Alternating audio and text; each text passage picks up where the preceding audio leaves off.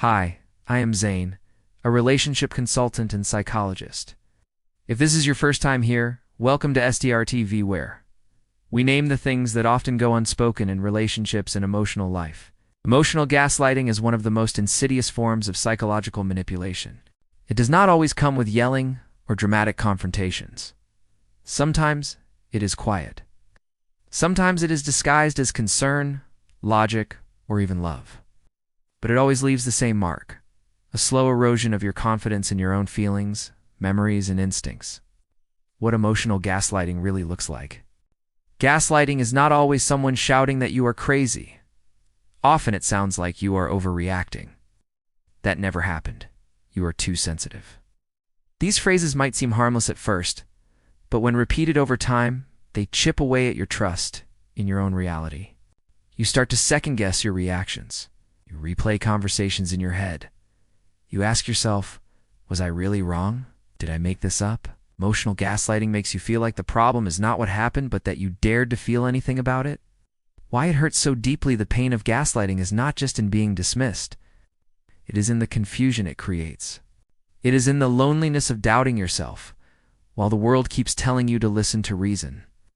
You begin to disconnect from your emotional instincts, the very tools you need to protect and understand yourself. Over time, your inner voice becomes quiet.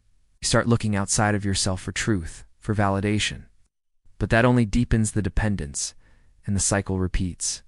The subtle ways it shows up. Emotional gaslighting is not limited to romantic relationships. It can show up with parents, bosses, friends, even in culture or institutions. It often hides behind charm, intellect, or authority.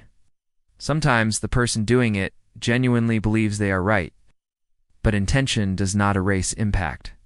The damage is still real. If you find yourself apologizing constantly, downplaying your emotions, or needing someone else to confirm what you felt, those are signs that something is off. Learning to trust yourself again, rebuilding trust in your inner reality, starts with tuning back in. When something feels off, honor that feeling even if no one else sees it. When you feel hurt, allow it to matter. When you remember something clearly, resist the urge to explain it away. Healing from gaslighting means reclaiming your voice, your instincts, your truth. It means saying, I believe myself, even if no one else does. That is not selfish. That is survival. Surrounding yourself with safety. Part of healing also means finding people who affirm your reality instead of erasing it. Safe people do not need you to explain your feelings over and over. They do not mock your pain or twist your words. They listen. They reflect. They respect your boundaries. Being around these kinds of relationships can be a mirror reminding you that your perception is not broken, just bruised. Your reality is enough. If you have been gaslit, whether for weeks, years, or a lifetime, please know this: your truth matters. Your memory matters. Your emotions are not evidence of weakness. They are data. They are wisdom. You do not have to argue for your sanity. You do not have to prove your pain. You are allowed to know what you know. I am Zane, a relationship consultant and psychologist. If this helped you feel a little more seen, subscribe to STRTV.